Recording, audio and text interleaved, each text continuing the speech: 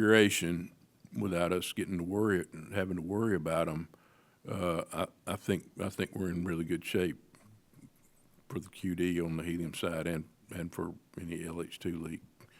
You know, we had a leak on during the countdown last time. I guess it was on the lock side, on wet dress on the lock side, and we didn't have an LCC for that because it's oxygen and it's mixing with the air. So, you know, we fixed that while we were back in the VAB as well. Charlie, you want to add something? Yeah, I was just going to say on that ICPS helium QD, it's in work right now. We don't wait till launch to use it. I mean, we press those bottles that are on board the ICPS. We use them for RL10 conditioning and purge, and we also use them for pressurant as well. So we have those in work every day. So we don't envision that. And as John said, we worked really closely between the SLS and the EGS team. Feel like we got that design change that we made there with the seals has been well tested and has been performing well on board the ship. So, and the only thing I would add on the hydrogen is we had a great wet dress rehearsal relative to those seals. We changed them out at the pad, as you all know. Probably had the best performing seals and the lowest leak rate that I've ever seen as part of the Artemis campaign. Performed really well, and then when we roll back, we provided some strain relief for the flex hoses that are in the tail service mast, just to make sure that there was any kind of load that was imparted on that QD during the roll. Those have since been removed. It was never intended for them to be in place for launch, but it was just to provide a little bit of relief as you rolled. All right, we'll take another question. Let's go to the back of the room. Hi, Andrea Leinfelder of the Houston Chronicle. The Artemis II crew doesn't like to talk about breaking the Apollo 13 record very much because they'll say that that's not very important to them. But I'm curious, what is the distance from Earth they will go if they launch April 1st? I know it changes by day. And is it important to any one of you? Are you guys secretly hoping to pass that record?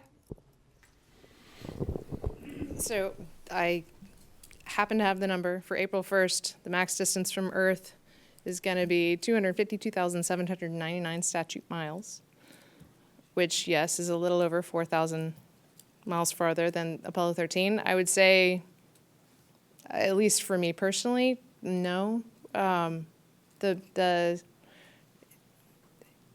You want every mission to keep exploring and keep learning new things, and getting farther from Earth than we've ever been before is a fun statistic, but there are a lot of other things we're going to learn on this mission that are going to be a lot more exciting for me, at least. It's not important to me.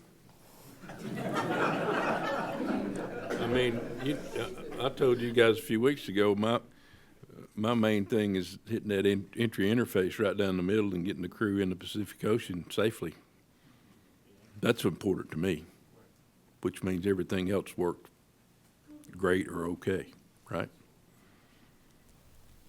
Okay, we'll take another question here in the room at the front. Hi, Paul Brinkman with Aerospace America.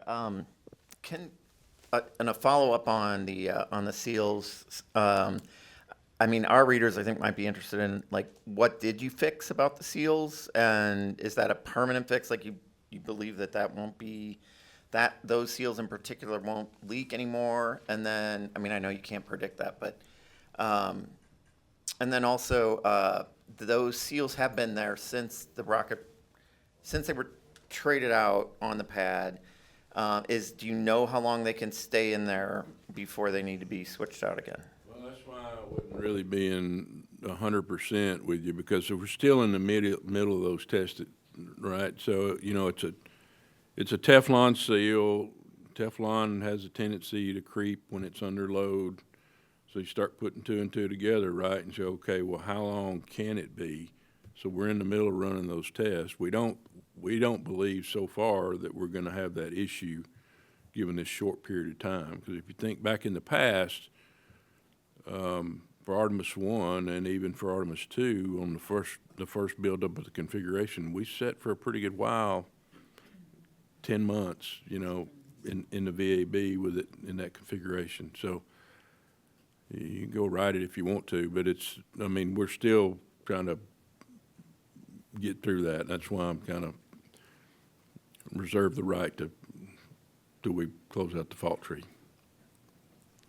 And we're learning more, right? I mean, same seals are used during Apollo, used during Shuttle, now during SLS, but the geometry of the seals has been slightly different. We've been riding more on the Teflon than we have metal on metal in the past applications. We've done, bench level testing on creep rates, and we think that that's maybe not the dominant mode, in terms of that cold flow of the Teflon away from the sealing interface.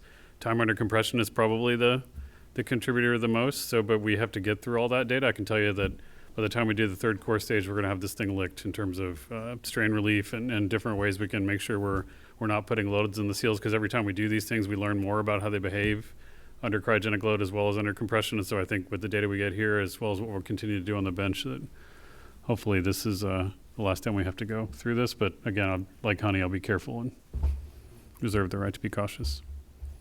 Okay, we